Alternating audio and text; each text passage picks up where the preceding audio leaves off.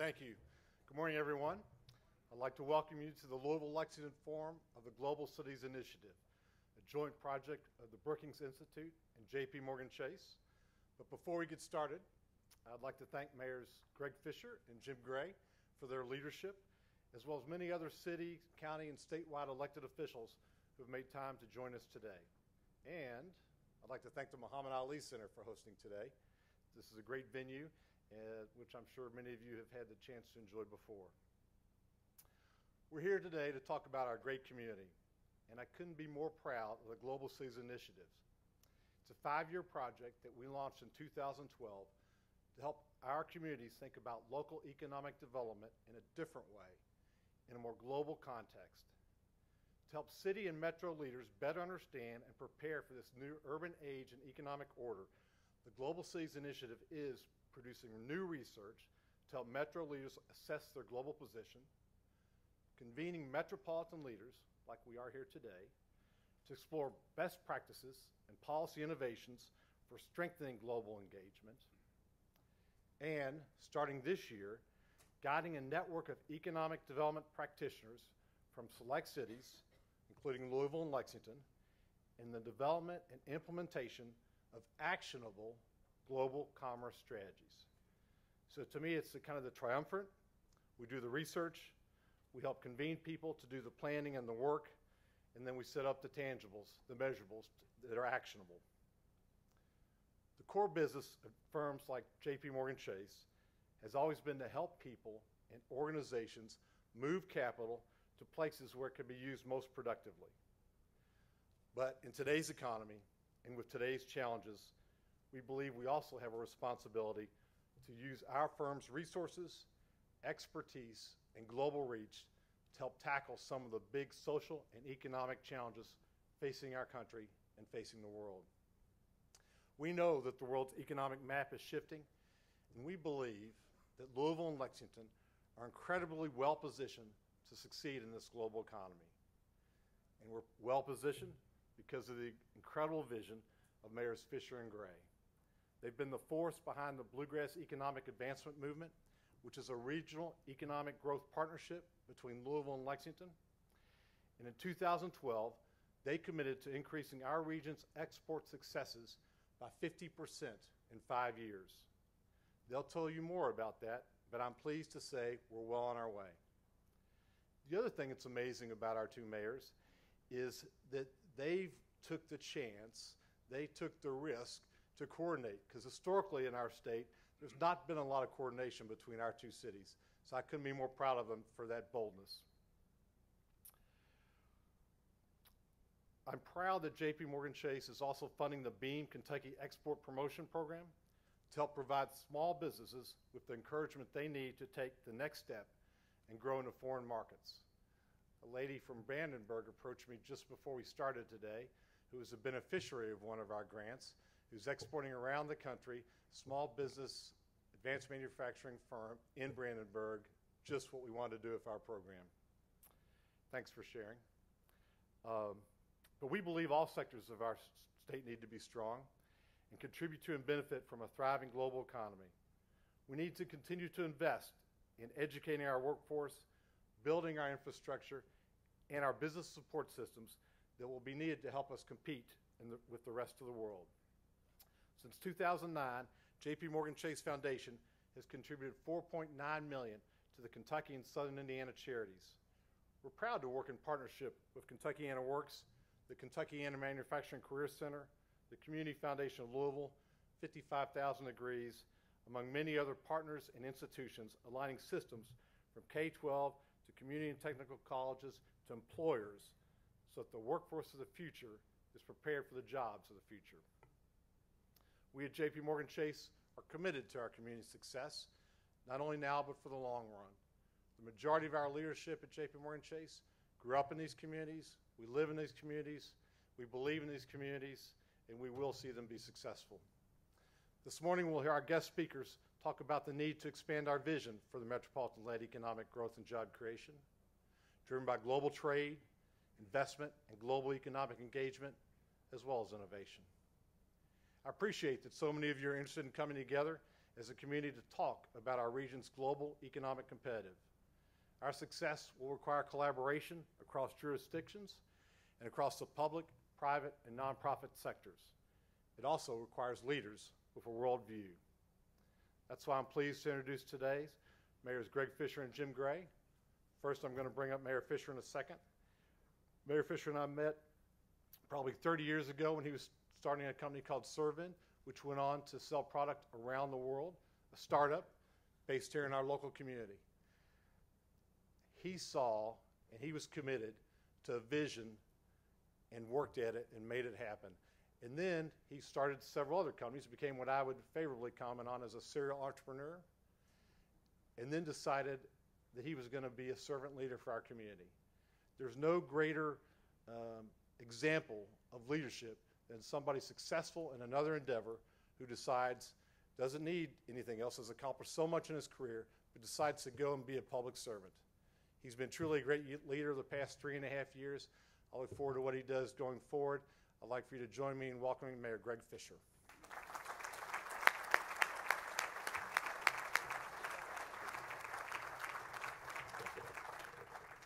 All right, well, good morning, everybody. It's going to be a fantastic day of learning, so thank you. We appreciate you being here.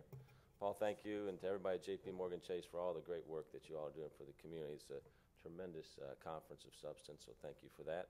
And for the Brookings team, Bruce and Amy and Merrick and everybody involved, it's been a great partnership with you all for 3.5 years on this project. When we decided to get involved with Brookings, and the roots actually go back to the work that Bruce did when we were merging our city and county government, and now it's extended into this project some 12 years later or so. The mantra of our community is, we're not going to be the biggest community in the world, we understand that, but we want to be the best at whatever we do.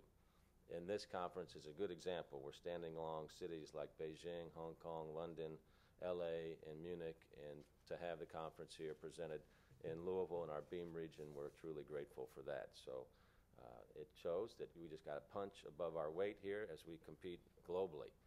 A lot of the roots of this conference started when Mayor Gray and I took office and started thinking about how we were going to be doing strategic planning for our cities.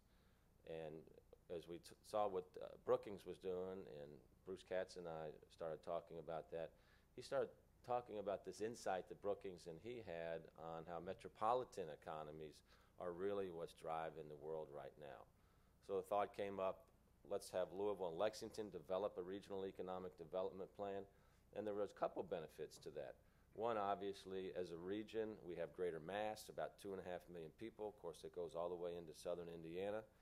And what our goal is when large multinational decisions are made, we want our region to be at the table. And we felt like together with our increased mass, that ups the odds for us to do that. Whether that investment locates in Louisville, Frankfurt, or Lexington, that really wasn't the critical issue. We just wanted here in the region so a rising tide could lift all boats. And then we also thought that here we are, a smaller state. We need to be a model as mayors to partner together to show that this is the way we're going to win. It's not being small with each other and say it's Louisville or Lexington. It's Louisville and Lexington together. And the rest of the world doesn't care about any kind of intrastate rivalries. We're all competing with each other, and we just felt like we would be a model for nimble activity, for teamwork, to raise the whole region together. And in fact, this has worked out very well for us. When you're smaller as a company, how do you compete with a big multinational? You got to be faster, closer to the customer, more nimble, and that's what we hope to prove and are proving here with our Beam region as we compete with the rest of the world. We know that metro economies are driving the world economy. In the United States, 90% of the GDP of the country comes from metro regions. And of course, more and more people are moving to the metro regions every day. One constant throughout all this, and you've seen this as the discussions continue about the dislocation of the economy here in America, and those conversations are going to continue because the forces driving the economy around the world right now are so unproductive or so unpredictable, driven by technology, driven by forces of innovation, driven by sources of innovation that one would have never forecasted before, because everyone can participate in the global discussion via the web on one hand, and then on the other hand, you have billions of people, obviously, that aren't participating in the global discussion on innovation at the same time. So we got all of these forces taking place in the world right now that are leading to lots of questions of who's going to win, who's going to lose. But one thing we do know throughout all of that is that there is now a global wage, there's a global productivity expectation, and it's not just enough to say we're the United States of America and we're going to win. Those little startups in Vietnam, wherever they might be, they don't care. They're not playing by the old rules. So we're in this new world order that we intend to win in. The BEAM report that we did, that BEAM is Bluegrass Economic Advancement Movement. That's the partnership between Louisville and Lexington. We spent 2 years with the BEAM board on that project, driven by Brookings, moderated by Brookings. A lot of our BEAM board is here. Thank you all again for the great work that you did. We came out with 6 areas of concentration that we needed to advance toward world-class performance in. Those were governance, exports, regional concentrations and clusters, placemaking, human capital, and innovation. We've made very good progress in all of those. One in particular, we had a great visit yesterday at GE's First Build, which is a co-creation manufacturing innovation space that's the world's never seen anything quite like that before. Partnership between GE, University of Louisville, Dean Pinto is here, our maker community, our artist community, and certainly the city at the same time. You're going to be hearing more and more about this as a new open source co-creation effort that is going to revolutionize advanced manufacturing. So those are the type of things you can expect to see about our BEAM effort and the work between Mayor Gray and our community here. We continue to make progress. Forbes magazine last week came out with the top cities in the country leading the national manufacturing revival, and I'm pleased to report that Louisville was in the top 4 in that, so it's good to see that type of publicity kind of validating the work that we do. So we all know at the local level that we can't wait for Washington, D.C. You know, when you say that 2-3 years ago, people kind of used to laugh and kind of snicker at it. Well, now we just all know it's a fact, and we're not bemoaning it, but we have to take care of our own backyard. So as we focus on our workforce here, as we focus on our innovation efforts in this region, and other mayors throughout the country, those activities will bubble up, and they will affect the state legislatures and ultimately, let's hope, Washington, D.C. But it's us at the metro area that have to work to get things done, and we're certainly pleased to be part of that effort. Now, just transitioning for a moment, you know, I like to give VIPs a key to the city. A key is normally a little gold kind of thing that is an honorary symbol of our city. But we are going to make history today by giving a new type of key to the city. So I'd like to ask Paul Costell, who's our senior person from Chase, JPMorgan Chase, to come up here, and Bruce Katz and Amy Lou as well. Bruce and Amy are and Mayor Gray, please, if you'd come up also. Bruce and Amy have been the thought leaders behind the Metropolitan Revolution and also the work that we've done with Brookings to develop the BEAM effort. So these are hot off the press, literally, the 3D printing press. So shout out to First Build's co-creation space. Venkat, thank you to you and your team. We're moving into a world, a unit of one world, okay, where products will be customized for whatever it is that you might want, and you're going to be able to get them anytime that you might want. It might be a 3D heart. We've read about those. But we thought we'd simplify that today and just make a 3D key to the city. So you see the little beautiful fleur-de-lis symbol on top of that, and then a key down here at the bottom. So we have one for JPMorgan to thank them, and then one for Chase, or one for Brookings to thank them at the same time. So let's give a great round of applause here to our sponsors.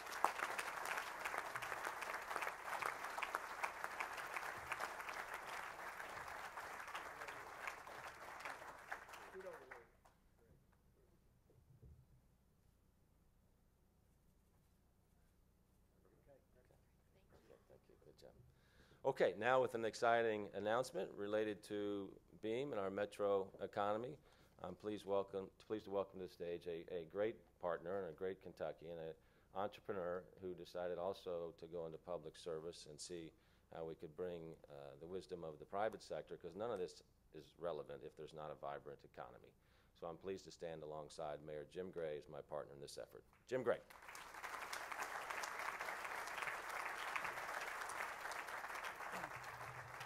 Thanks, sir. You know, y'all, well, let's see. First things first, welcome, a second welcome, a third welcome, rather, Paul, then Greg. And just to recognize the delegation from Lexington, will you all please recognize yourselves somehow or another? Okay, there we go. On the way in out there with coffee and the pastries and so forth, I was talking to Jay McGowan, the very sustainable president at Bellarmine, and with Craig Moeller. Craig's from Lexington, Valvoline, and Jay was talking about the collaboration that Greg was just describing, the collaboration through the BEAM project, and I think a real touchstone, because he said, you know, that through this collaboration and through illuminating the possibility of collaboration beyond the city limits of Louisville, that it's a touchstone for him to imagine possibilities, for example, of Bellarmine collaborating with University of Kentucky. And through that, then, you know, more calculus than math. 1 and 1 is more than 2. And I think that's what Greg was describing earlier. That's what Paul was describing. Greg does a great job of very thoughtfully illustrating the genesis, the origins of this project. I'm a little more simple. I describe it as Greg invited me to the UK U of L game in December of 2010, about 20 days after we had both been elected as mayor. In the first half of the game, he was talking about this Brookings Institute conference that he'd attended. And that from it he thought, you know, maybe, Jim, we ought to collaborate ourselves. You know, maybe Lexington and Louisville working together. Well, I listened patiently for the first half of the game, and I thought surely by halftime he would give up on this idea of Lexington and Louisville working together. Fortunately, he was relentless. And as he often says, it has led to unexpected benefits. But yesterday, and Greg referenced this, yesterday was really an aha moment, I think, for both of us to see a collection of the BEAM board members, some of whom are here today, describe the new initiatives that born out of imagining, especially addressing and dealing with the workforce skills gap, and using the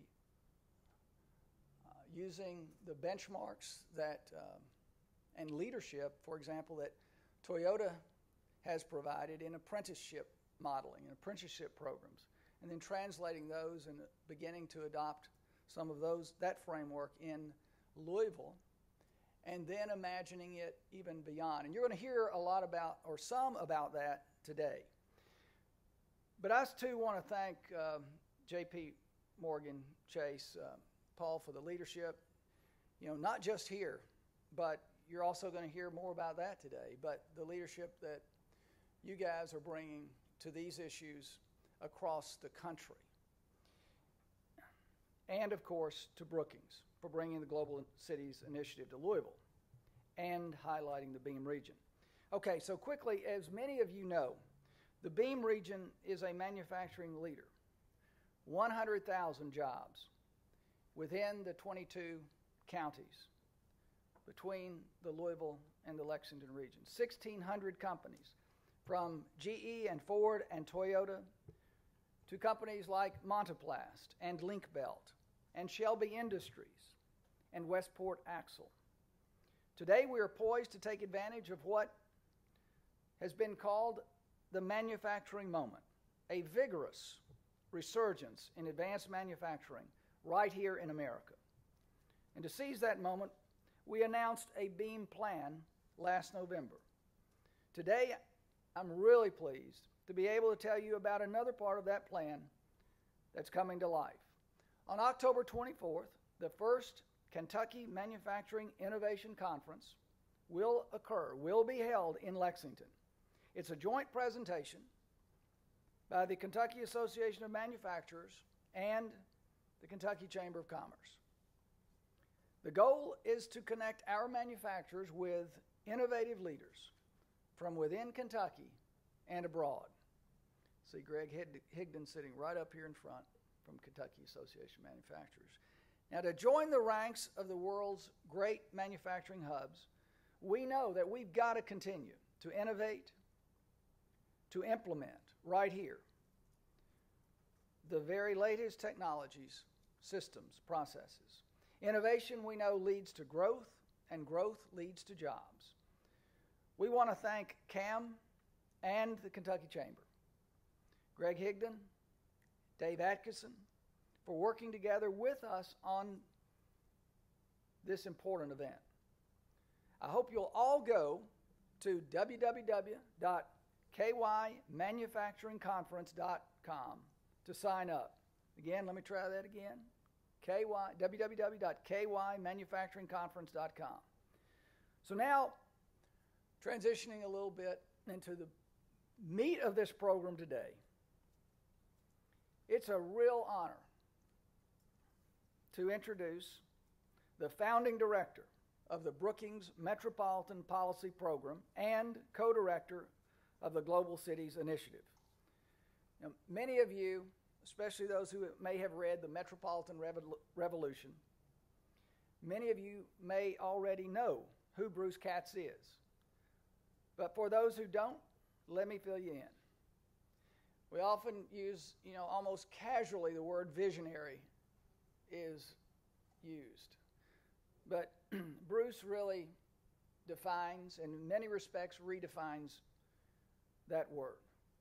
In his latest book, The Metropolitan Revolution, Bruce makes the argument that gridlock in Washington and limited state resources make cities the prime generators of ideas and solutions. Bruce is driving the national conversation around city-led innovation, about engaging with the world and competing locally and globally. So we are lucky to have him here. Let me now join me in welcoming Bruce Katz.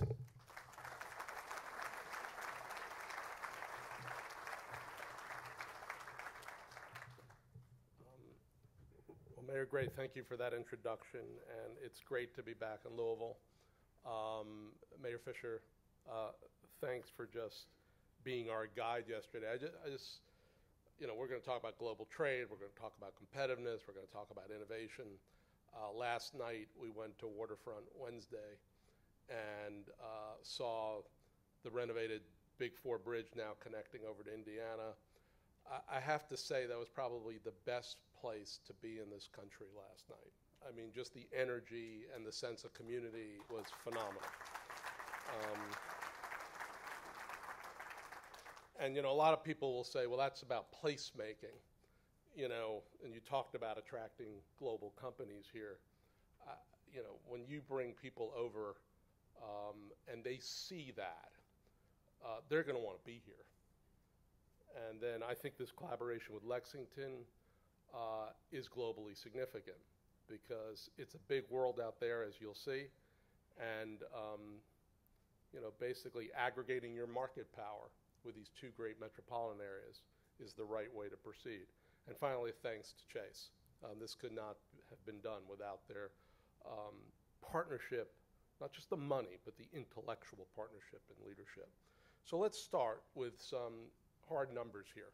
Okay, we still need to grow 7 million jobs in this country to make up the jobs we lost during the recession and to keep pace with population dynamics and labor market dynamics. But here's the real issue, we all know it. We need to grow better jobs. We had 81 million people in this country in 2000 who were at the poverty or near poverty level. That has now jumped to 107 million people. 1 decade. And frankly, that's not just the recession. That's the loss of 6 million manufacturing jobs in the early part of the last decade. When manufacturing craters, the reverberating effects were enormous. So, minor issue. we have to change our growth model. We have to change a growth model from an economy that was characterized by consumption and debt, where we had this vision that somehow we were going to be a post-industrial economy because manufacturing is the old economy. We're going to go the new economy, right? That didn't work out too well. We need to get back to fundamentals. We need to get back to an economy that is fueled by innovation, not just idea generation, but production, because there is now a complete convergence between the material and the digital, and manufacturing and services, and production and software. And we need to do this in a way where we engage abroad, where we basically make quality products and provide quality services and export them to the rising world. So this is the challenge we have today. In theory, it would also be helpful to have a national government to help make this shift. They've left the building. We saw them running down the block a couple weeks ago. So it's going to happen here with your state. So I'm going to talk about three things this morning. First, we'll talk about this imperative for global engagement. The U.S. has tended to look inward for its growth. We now need to balance that and look outward as well. Then we'll talk about cities and metros as the engines of economies and the centers of trade and investment. And then we'll get to, well, what do we do about this? How do we begin to design, to finance, to deliver, to implement global engagement strategies? And we'll show some models that are emerging from around the country. So let's start with the beginning and this imperative for global engagement. We really have crossed a Rubicon in the global economy. As you'll see in 2013, the U.S. Still has a larger share of global GDP than Brazil, India, and China. But the predictions are by 2018, the BRICS will surpass us because they're just rising at tremendous rates. And why are they growing? They're growing because they're urbanizing. Really what's happening in the world today is the rise of cities. 2009, we passed this really watershed moment for the first time in recorded history. 50% of the world's population live in cities and metropolitan areas. By 2030, that will be 60%. So here's what's happening in China and Africa and India. By 2030, we're expecting another 300 million people. This is their people-centered urban strategy in China to move into their cities. It's even more pronounced in Africa, 343 million people, and in India, about 227 million. And look at those shares. Africa and India are still less than 50% of their population living in cities. So there's still quite a bit of urbanization that's going to continue. And as places urbanize, essentially what happens is they become wealthy. Here is the share of global middle class today across North America, Europe, and the Asia Pacific. Here's what it will look like by 2030. As places urbanize, as places industrialize, they grow a middle class. As they grow a middle class, they grow people and households and communities that want certain kinds of goods and certain kinds of services. The question for our country is whether we're going to be the one to supply that, right? We already are beginning to supply some of the advanced goods. This is about advanced. This is about quality. They don't need us to provide cheap stuff, right? They need us to provide products and services that have quality, that have their engineering and research and development and technology baked in. The other thing about the rise of the rest, so to speak, is they're growing so fast that they're growing in unsustainable ways. For anyone in this room who has been to Beijing recently, or has been to Shanghai, who has been to Mumbai, these are really difficult places on just the basics. Breathe clean air, drink clean water, right? Again, that's a challenge to our country, to implement, to design products and services that help them grow in sustainable ways. Because when they grow unsustainably, it affects us economically, socially, environmentally. So we come to exports, because Jane Jacobs wrote 50 years ago in really the greatest book ever written about cities, The Death and Life of American Cities. The foundation of cities is trade, whether it's within your country or outside your country. At a time when we need to grow more and better jobs, a $1 billion increase in exports supports 5,600 jobs. And these are good jobs. There's a wage premium, because these are jobs that are producing quality goods that basically pay better. We have a long way to go.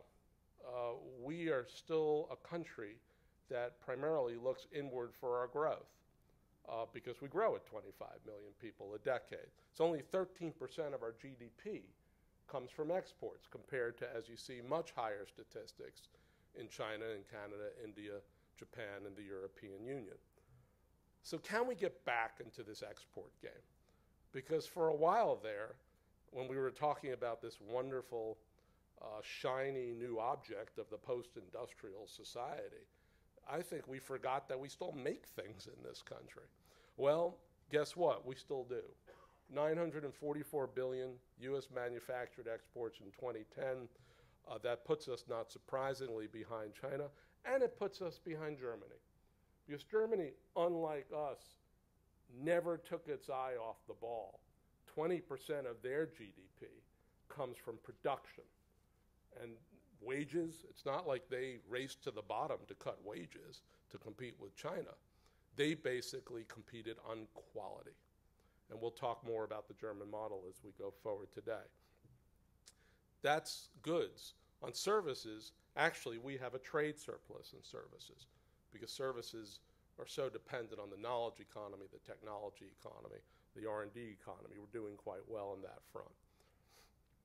Now, the other thing we have going for us is we have NAFTA, and it's an integrated supply chain, it's an integrated economy. And so when we basically trade with Mexico or we trade with Canada, a large portion of what we're buying from those countries already have U.S. content, as opposed to when we trade with the European Union or China. So it's not just the United States that is competing. It's North America that is competing through the NAFTA platform. So can we realize the potential of global markets? Really central question here. The way to think about this is to have a new economic playbook for the United States. At the core is a notion of advanced industries. Really the engineering, R&D, knowledge, technology-led advanced industries that power the rest of the country forward. And then the implements, the elements, innovation, human capital, and infrastructure that allow those advanced industries to prosper. So let's look at advanced industries just for a sec, because, you know, when I was growing up, I'm 55 now, if someone asked me when I was 10 years old, I was born in 1959, what's technology to you? What does it mean to you? Well, we had just put a person on the moon. So I probably would have said space, or maybe I would have said aviation, or if I was really clever, I would have said nuclear or something, right? Today, when we define technology, it's usually this. We've narrowed it down to basically our phones, right? Advanced industry gets us back to the broader platform, right? Aerospace, automotive, medical devices, and these services, these advanced services that interplay with manufacturing so that we continue to be productive and prosperous. We talked about cities punching above their weight. Advanced industries in the United States are only about 8 or 9% of our GDP, about 10% of our workers, but they're 30% of engineers, they're 67% of patents, and they're 85% of R&D. This is the platform upon which a great nation builds. And we've basically just ignored it because we were focusing on our phones. We need to get back to basics here. When you grow advanced industries, something really interesting happens. You grow one job in these advanced industries and 5 other jobs show up. They develop technology that transform lives, they drive productivity in other industries, they support long supply chains, and they stimulate local economies. They have a radiating effect. They have a multiplier effect. It's a 2 + 2 = 5 game when you really focus on your advanced industries and you focus on these rising markets that require our goods and our services. We got a little work to do, innovation. And I'll just focus on some of the investments in basic science. Average annual growth in the United States, 4.4%. We're ahead of France, great. But look what's going on in Germany, in South Korea, and in China. They are trying to get what we already have, a network of advanced research institutions that have major investments, either from the national government or from the private sector in basic science, so we can think of ideas and then commercialize those discoveries for the marketplace. China wants to be us, and we're beginning to cut back our investments in the National Institutes of Health, in DARPA, and in other of these R&D funds. We have a lot of work to do. On human capital, substantial work to do. We are blessed with diversity in this country. Immigration, only a part of it, but we will be a majority-minority country by 2040. A large portion of our workforce will be blacks and Hispanics. Look at the divide, the racial and ethnic divide on education and skills. It's profound. Upgrading the education and skills of blacks and Hispanics in this country isn't just a nice thing to do. It's a competitive imperative, particularly for advanced industries. And finally, infrastructure. We have deferred investment of hundreds of billions of dollars in infrastructure in this country, whether it's in roads, whether it's in freight rail. Our networks are clogged and congested. And again, the cavalry's not coming. Washington's on a frolic and a detour. We're going to have to figure out how to do this at this level. Last piece, Americans don't get out much, right? Only 28% of us have a passport. When people start talking about different parts of the world, occasionally there's a complete freak out. We really need to understand we're living in a different century, and we need to embrace the world as it urbanizes because we have so much to offer here. So that's the first global imperative. The world is urbanizing, the world's industrializing, we can play a part. Second piece, cities are the centers of trade and investment. This is the way we think about the United States at the Brookings Institution. These are the top 100 metropolitan areas that after decades of growth are now 2/3 of our population, 3/4 of our GDP, and these are just the top 100. As Mayor Fischer said, we have actually close to 400 metros in the US, and they're 91% of the GDP of our country. So we're an urban nation, we're a metropolitan nation, we're the quintessential one. That's why we're so powerful. 47 of the 50 states are now majority metropolitan, right? So there's only a few that still have their economies fueled by non-metropolitan areas. Kentucky is a metro state. This is the population, the GDP of Louisville and Lexington combined. Obviously, if you basically add in a broader set of counties that make up the beam envelope, it's a much higher share of GDP. And this is the entire state. Close to 70% of your GDP comes out of your metropolitan areas. This is not to try to distinguish between metropolitan and non-metropolitan. There are supply chains. These are integrated economies. When metros do well, non-metropolitan areas do well. But the fact of the matter that our economy is concentrated in our cities and metros, and China and India and Brazil and most of these African countries are just basically trying to be like us. Top 100 metros in the US. Again, it's only 1/4 of the metros. They're about 2/3 of the population, 3/4 of the service exports, about 62% of the manufacturing exports. They are on the front lines of what China, India, and Brazil are buying from us. Chemical products, business professional services, computer and electronic products. These are our infrastructure hubs.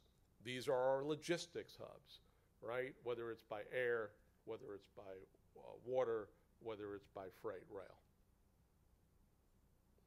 Now, the one thing about the consumption economy is it confuses you about what matters. Because you go around the country and you sort of see the same thing. You know, whether you're in Louisville or you're in Little Rock or you're in Lexington or you're in Los Angeles. A Walmart is a Walmart is a Walmart, right? Same price, same design, same footprint, and a housing subdivision 20 miles outside a city pretty much looks the same, right? But when you talk about the advanced economy, what makes Louisville and Lexington punch above their weight at the global stage is because you have differentiated assets. You have special assets, you have special advantages, whether it's your university, whether it's your presence in the auto supply chain, whether it's your presence as a major trade and logistics port, right? I mean, other places don't look like this place.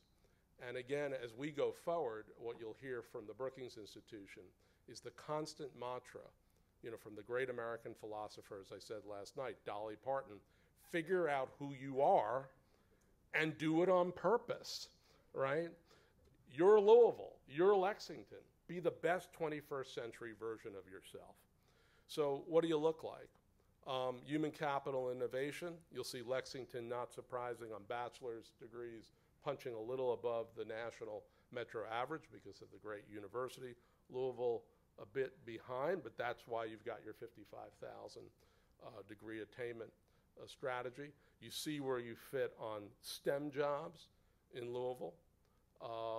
And on patents, you can tell where you are, right? I mean, patents is not the only measure of innovation.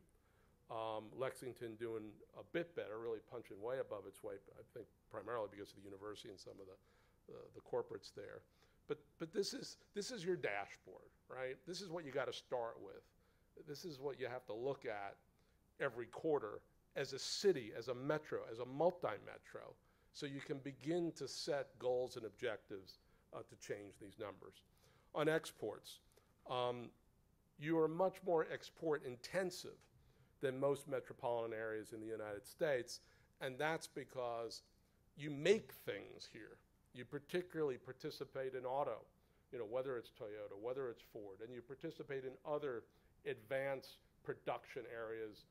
We visited First Build yesterday with General Electric. General Electric being here and basically reshoring some of their facilities and some of their activities back to Louisville is a really good thing. And then participating in a more open innovation ecosystem is a really good thing. So you are already global, right? Global does not mean London or New York or Tokyo. You're global. You're making stuff and you're selling it to the world.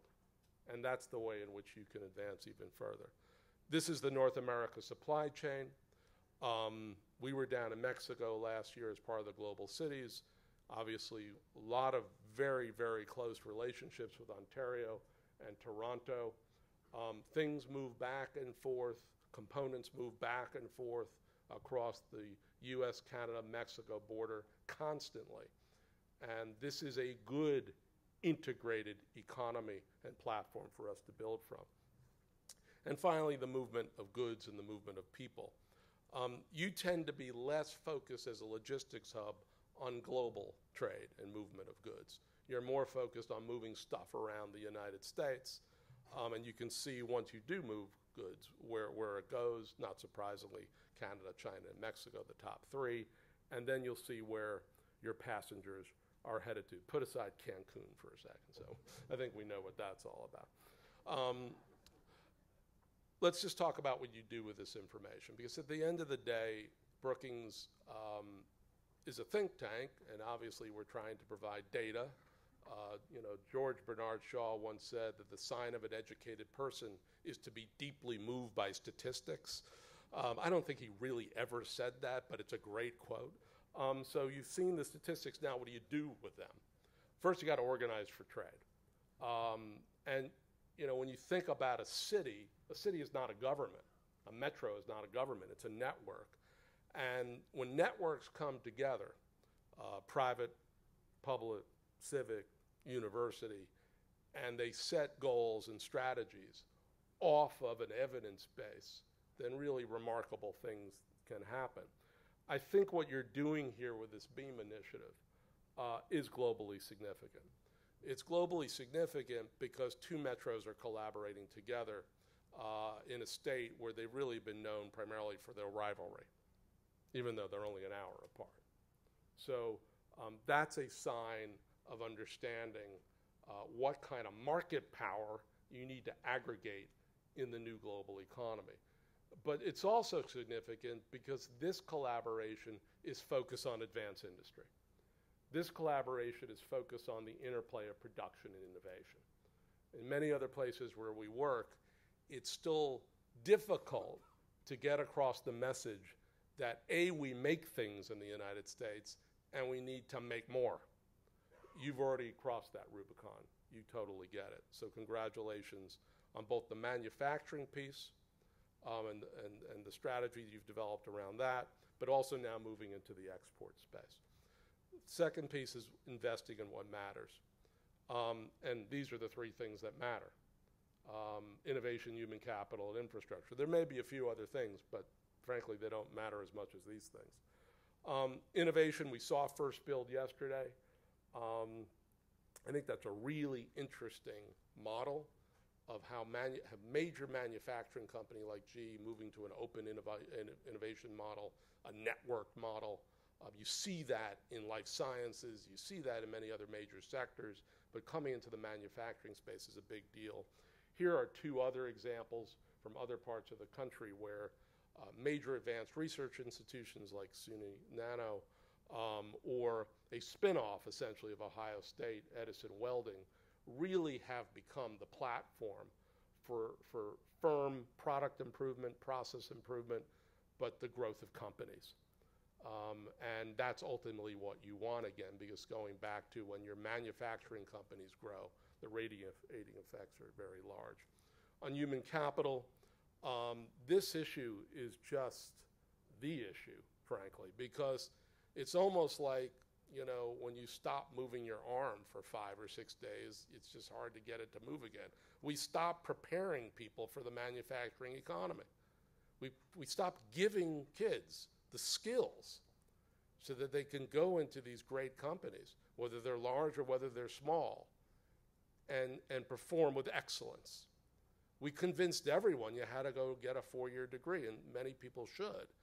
But a lot of what matters in the manufacturing economy is to give people more choices. Some kids are really good with their hands. They're really good at making, you know, the sort of hand-mind connection, right? It's not just about taking a test. It's about applying the knowledge. So these are two examples, whether it's P-Tech in New York City, whether it's Apprenticeship South Carolina. We're beginning to get back our mojo again about preparing people, generally off the German model, apprenticeships of how to basically excel in the manufacturing environment. And the last bit I'll bring up is Port San Antonio. You are a trade and logistics hub, but in San Antonio, which is also a hub, what they're really trying to think about is how do you move from port to production? You don't want to just be a switching point for other people's goods. You want to make stuff here and in Lexington, and then ship it to the rest of the country, and then ship it to the rest of the world, and then grow your centers of excellence in your advanced research institutions so that you can begin to generate the next ideas for the next economy. So examples from around the country. Finally, network globally. We think the world is evolving as a network of trading cities.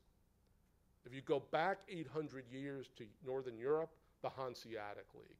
If you go back 2,000 years to China, to Persia, the Silk Road. We think that's how the world is evolving. Last year, Amy led a team that basically helped broker a relationship between Chicago and Mexico City, because those cities have cultural affinity, they have migration flow, but they have business connections in many, many different sectors. So what we're primarily trying to pioneer now is city-to-city trade relationships. And what Mayor Emanuel and Mayor Mancera did last year in Mexico City is actually sign a trade agreement. And now dozens of Mexican companies are coming to Chicago to see how they can do business, and the same will happen with Chicago to Mexico City. Who is Louisville's true sister city? Given what you make, given what you produce, given how you innovate. That's the way we need to think about this world, and think outside of Canada and Mexico and even Europe. Think Asia, think Africa, think Latin America. I think we're going back to a period of the Silk Road. Listen to this. Or maybe not listen to us. 2,000 years ago, the Silk Road linked cities from China to the Roman Empire. The world is now being remade as a network of globalizing metros that trade together based on distinctive clusters of firms, specialized expertise, and cultural affinity. San Jose, Bangalore, and Seoul are technology hubs. Portland, Copenhagen, and Curitiba focus on green industry. Detroit, Stuttgart, Monterrey, and Nagoya are linked by manufacturing. Metros that connect by trade grow and prosper together. So get a passport, find your trading partners, travel the new Silk Road. So let me end on this, and this is really a challenge to everyone in this room. These are two great metropolitan areas.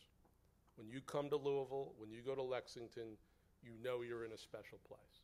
You've got great assets, you've got great bones, you've got great history, you've got a sense of community.